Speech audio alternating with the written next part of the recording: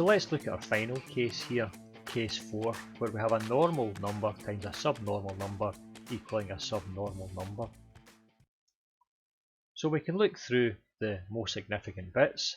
The only one that occurs is the 0, 0. The 0, 1, the 1, 0 and the 1, 1 don't occur. So an example of this would be 10 times 1e to the minus 39. And I've put those values in here. You can see that the 1e to the minus 39 is the subnormal number and the 10 is the normal number, and when we multiply them together we get this subnormal number here. Now because the answer is a subnormal number, we know that the exponent value is going to be 0. So in this instance down here, we aren't interested in working out this exponent value from these numbers because we just don't get that value of 0. But from the exponent value, that is the normal exponent value, we're going to be able to work out if there's any shift or extra bias added in. Now we can see here from the results that there is going to be an extra bias because we can see that the decimal point is here and we have 1, 2, 3 zeros and then a 1, 1. But we can see from the actual answer that the 1, 1 starts here.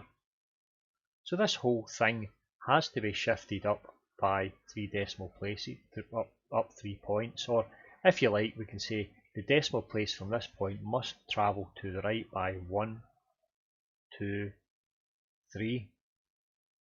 So that plus 3 there tells us that the decimal place is going to move 3 places to the right. So that means that our final value for our mantissa is going to start at this point here, and it's going to be 1, 1, 0, 1, 1, and this is the 1, 1, 0, 1, 1, and the rest of the values given here. Now what we'll do is we'll work through one more example, because in this instance the decimal point can move either to the right or to the left. Whenever we're multiplying by a whole number here, a whole normal number, the decimal place is going to move to the right. Whenever we multiply by a fractional normal number, the decimal place moves to the left. So let's have a little look at that example of multiplying this by a fractional number, and that'll be us finished.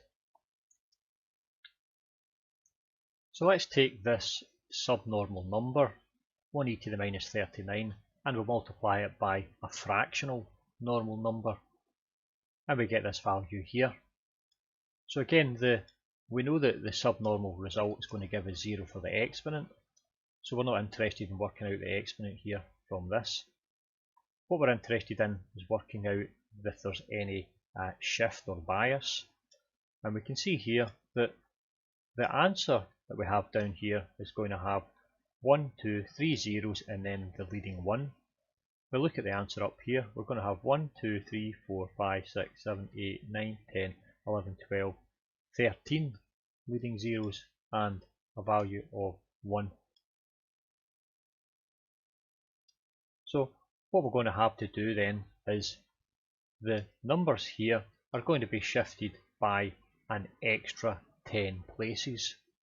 Or if you like, you can say that the decimal point is going to have to come 10 places to the left, and we're going to have to put 0 values in for those 10 places to make the 13 zeros. And we get the 10 places here, that's the minus 10, by taking this point here and shifting it up. So we get the 10 from the y value of the exponent. So this is the y value, which is the normal input. And we can see the normal input is going to have a value here of 117 minus the 127, which is minus 10. So this is going to give us our shift in the opposite direction. So we've seen then that whenever we're going to do the normal times the subnormal and getting a subnormal result, that this full stop or the decimal point can shift in both directions, and that's us seeing the shift in both directions in this video. So that's all there is for this video. In the next video we'll go ahead and we'll take all the results that we've found and we'll put them together in a table, and we'll see if we can use some way of creating a summary of each of the results, and from that summary it's going to help us work out the kind of logic elements that we're going to have to need in order to build up a multiplier cell. So thank you very much for listening. I'll get you on the next video. Goodbye.